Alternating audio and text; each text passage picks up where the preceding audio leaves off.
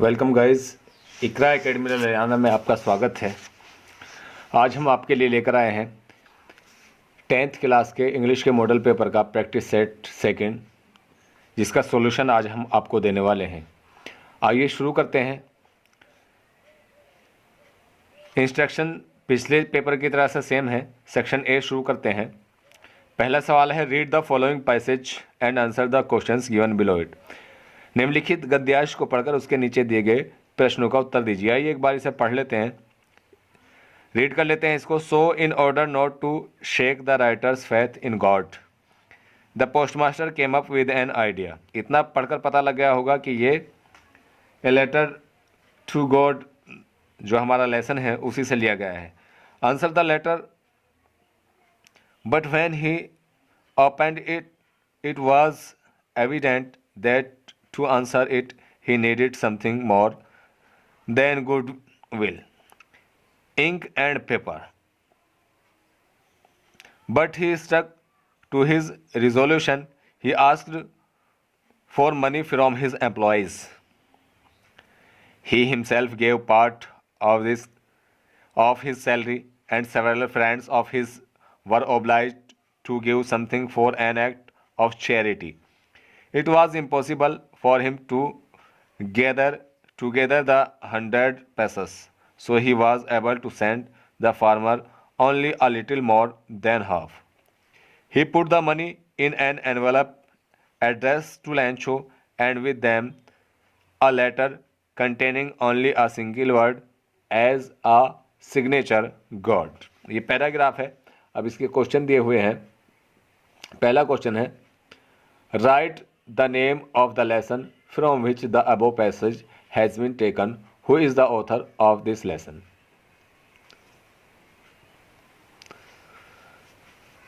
उस सबक का नाम लिखिए जिससे ये गद्यांश लिया गया है और उसके लेखक का नाम लिखिए। तो आइए लिखते हैं। पहले ही लाइन पढ़ते ही हमें पता लग गया था, पहले दो सेंटेंस पढ़ते ही, कि ये ए लेटर टू गॉड नामक सबक से है और इसके जो राइटर हैं G.L. फ्यूंटेस हैं।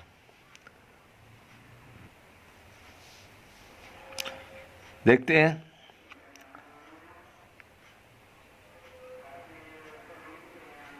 Name of lesson, name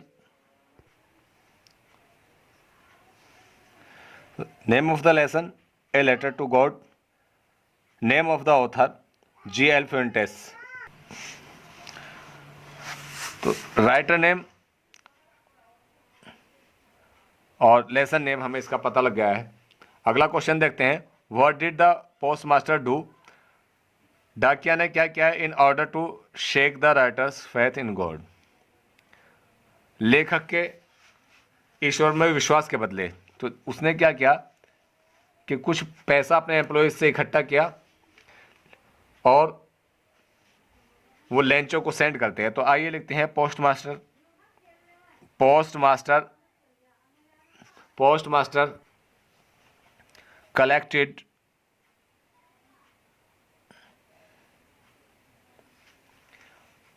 a little more than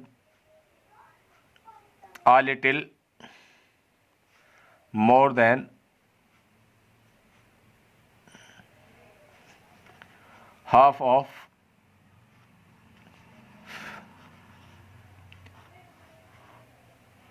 100 pesos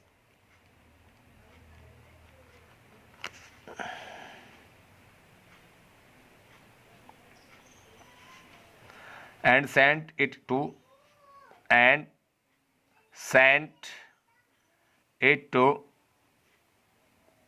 Lancho. Postmaster ने जितना लेंचो ने धन मांगा था उससे लगभग आधे से कुछ ज़्यादा इकट्ठा किया और लेंचो के लिए भेज दिया। नेक्स्ट क्वेश्चन है, answer any one of the following questions in about 60 words. निम्नलिखित प्रश्नों में से किन्हीं एक का उत्तर लगभग 60 शब्दों में दीजिए। लगभग 60 शब्दों में एक प्रश्न का आंसर हमें लिखना है। पहला प्रश्न है, draw a character sketch of Yudhishthira. Yudhishthira का चरित्र चित्रण कीजिए। तो आइए देखते हैं युधिष्ठिर का चित्र। Yudhishthira was the eldest of 5 brothers.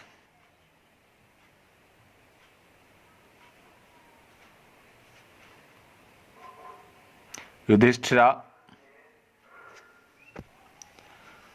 was the eldest of 5 brothers of Pandavas. He loved all of them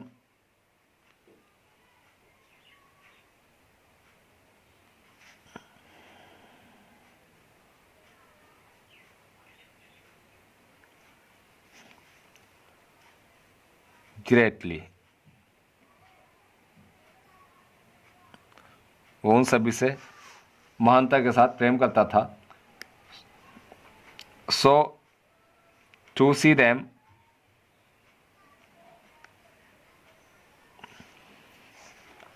with no life,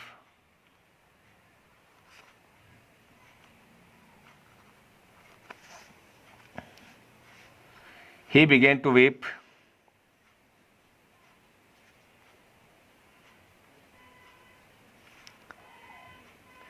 He began to weep.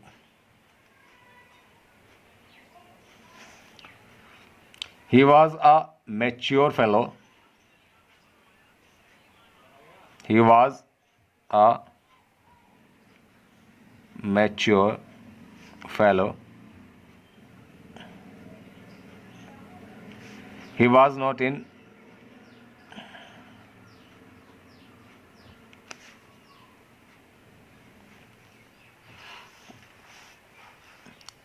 a hurry.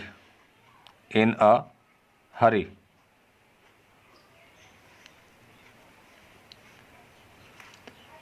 He listened the questions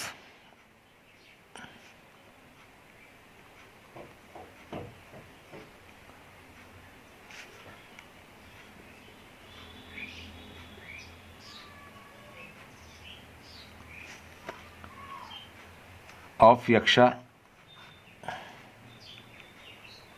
उसने यक्षराज के सभी प्रश्न सुने पेशेंसली, धैर्य से।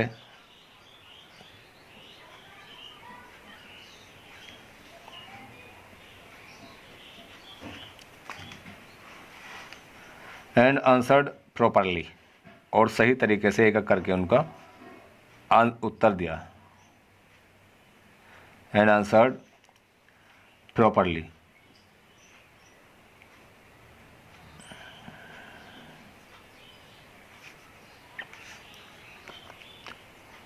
ही was successful, जब उसने answer दे दिए तो वो सक्सेस होगा, कामयाब होगा। He was successful in रिवीविंग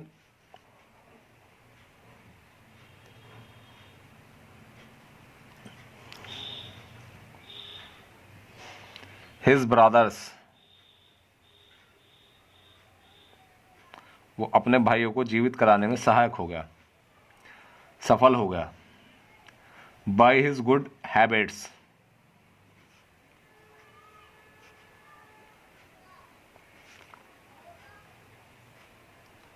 by his good habits and deep knowledge, LEDGE। तो ये आंसर हुआ लॉन्ग क्वेश्चन का। आइए अगला क्वेश्चन देखते हैं। Question number 3, answer any 2 of the following questions in about 25 words each. निम्नलिखित में से किन्हीं 2 प्रश्नों का उत्तर प्रत्येक का 25 शब्द में दीजिए। यानी प्रत्येक क्वेश्चन का आंसर 25 शब्दों में देना है और करने केवल 2 हैं, 3 दिए हुए हैं। पहला क्वेश्चन है, what according to Yudhishthira is the greatest wonder in the world. Yudhishthira के अनुसार सबसे बड़ा आश्चर्य संसार में क्या है। तो पता है कि आदमी रोजाना मरते हुए आदमियों को देखता है, फिर भी वो जिंदा रहना चाहता है हमेशा। ये लिखते हैं, देखिए, एवरीडे मैन, MEN एक आदमी और MEN बहुवचन के लिए आता है। Every day man see creatures depart to Yama. प्रत्येक दिन आदमी प्राणियों को यमलोक जाता हुआ देखता है। एंड येट, तो भी दोज हु रिमेन, जो बाकी रह जाते हैं, वांट टू लिव, जिंदा रहना चाहते हैं, फॉर एवर, हमेशा के लिए।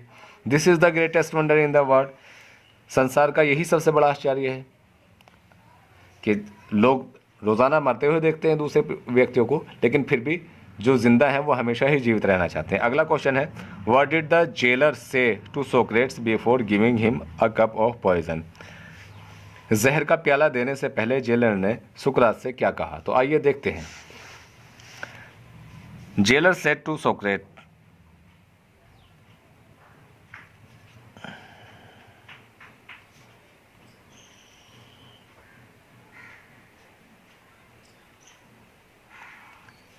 Jailer said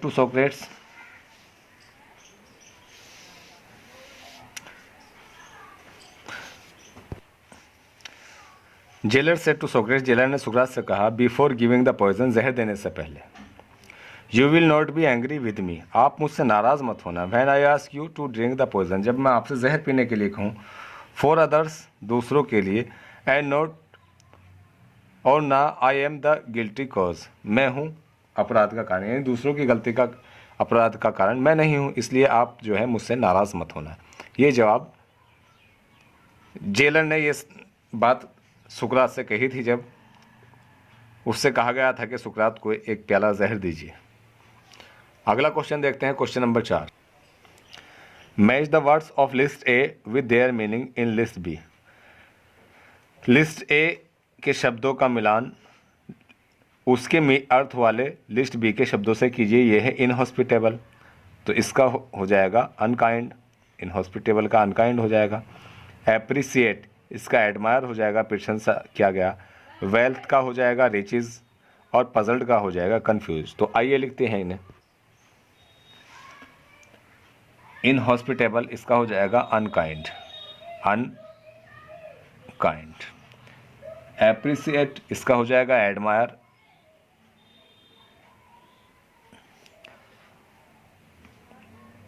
वेल्थ का हो जाएगा रिचेस, RICHES, और पजल्ड का हो जाएगा कंफ्यूज्ड।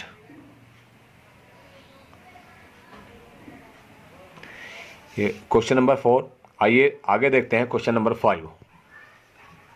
नेक्स्ट क्वेश्चन नंबर 5 है, read the following lines of poetry. निम्नलिखित कविता की पंक्तियों को पढ़िए एंड आंसर द क्वेश्चंस, और उत्तर दीजिए गिवन बिलो, इसके नीचे दिए हुए। Let us then be up and doing with a heart for any fate, still achieving, still pursuing, learn to labour and to wait. तो पढ़ते ही समझ आ जाना चाहिए कि साम ऑफ लाइफ जो पोएम है उसी से लिया गया है। क्वेश्चन देखते हैं इसका, give the title of the poem from which the above lines have been selected. उस कविता का नाम लिखिए जिससे ऊपर वाली पंक्तियां चुन ली गई हैं। तो आइए लिखते हैं इसका answer. The title of the poem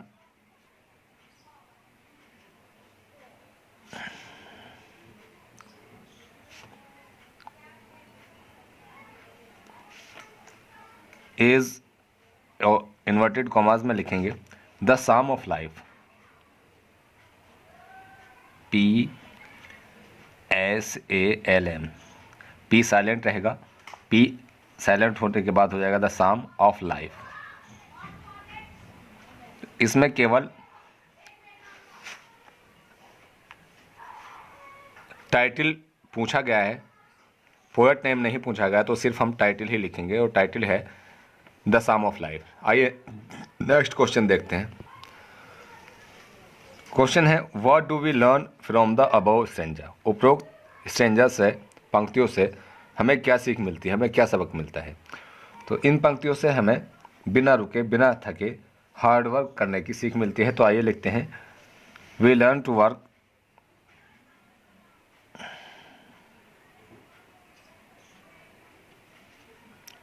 learn to work, learn नहीं है बल्कि लर्न है, we learn to work very hard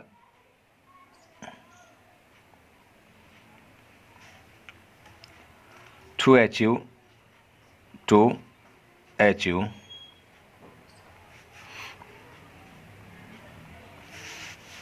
the goal, to achieve the goal, GOAL, to achieve the goal. We learn to, हम सीखते हैं to work very hard, बहुत कठिन परिश्रम करना, टू अचीव द गोल, उद्देश्य की प्राप्ति के लिए। नेक्स्ट क्वेश्चन देखते हैं, write 4 lines from any one of the poems. Next question है, give the central idea of any one of the following poems. केंद्रीय विचार देना है किसी एक कविता का, या write 4 lines from any one of the poems given in your text book.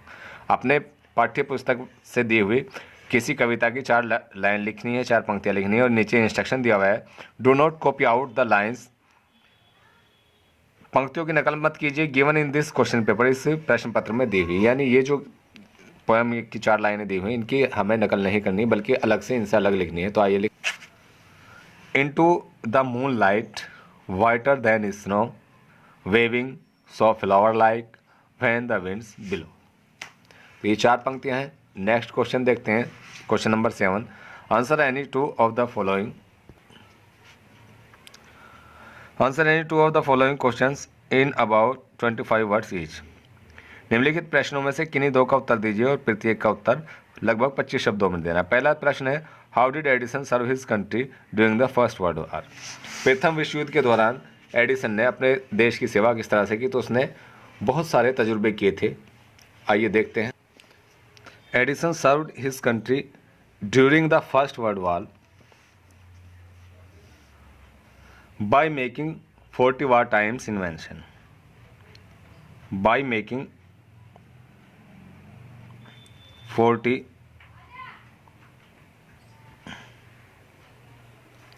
war time inventions।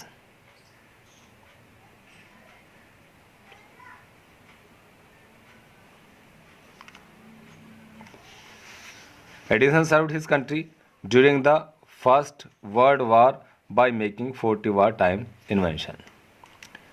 Next question देखते हैं, what did the village boys find in the pasture. चरागाह में गांव के लड़कों को क्या मिला, तो आप जानते हैं कि उन्हें एक खेल का मैदान वहां मिला था। तो लिखते हैं,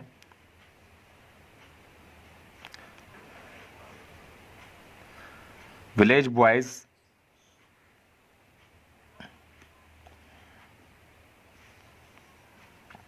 found a playground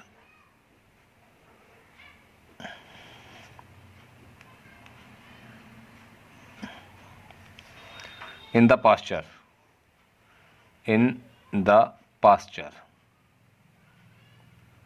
चरागाह में उन्हें एक खेल का मैदान मिला। नेक्स्ट क्वेश्चन देखते हैं, point out true and false statements in the following.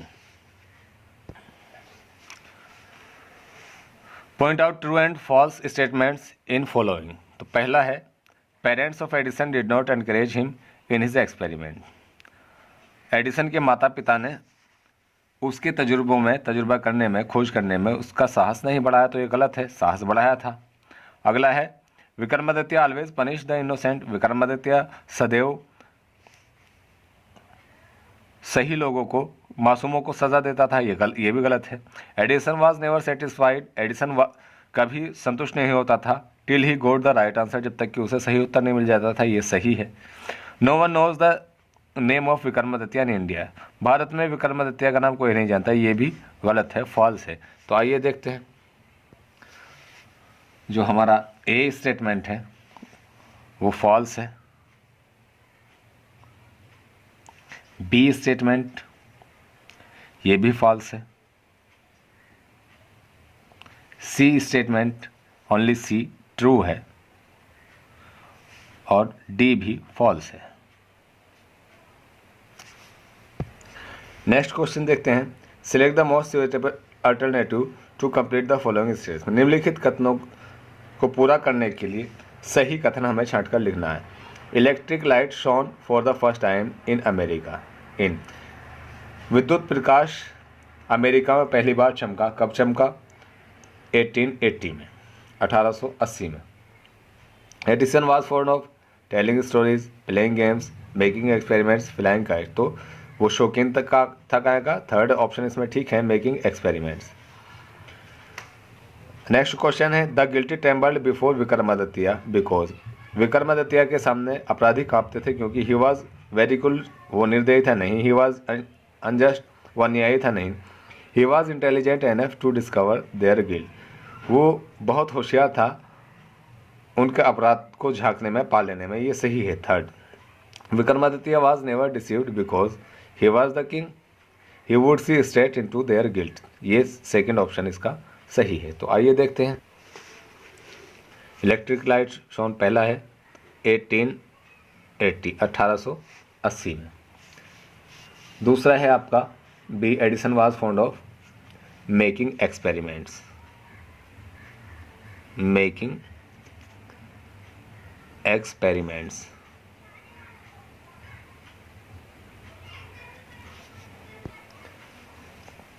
Next question है, the guilty trembled before Vikramaditya because he was intelligent,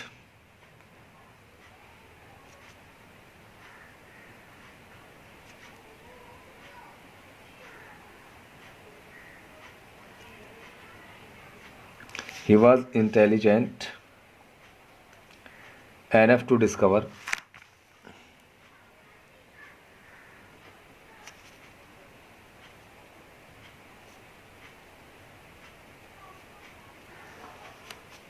their guilt।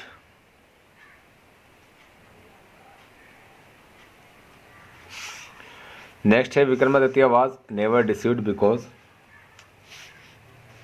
he would see straight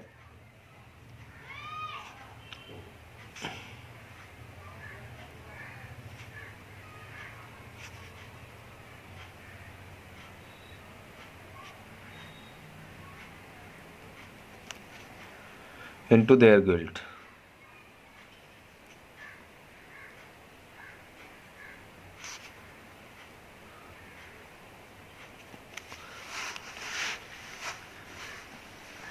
यानी इसका पहला ऑप्शन सही है, इसका थर्ड ऑप्शन सही है,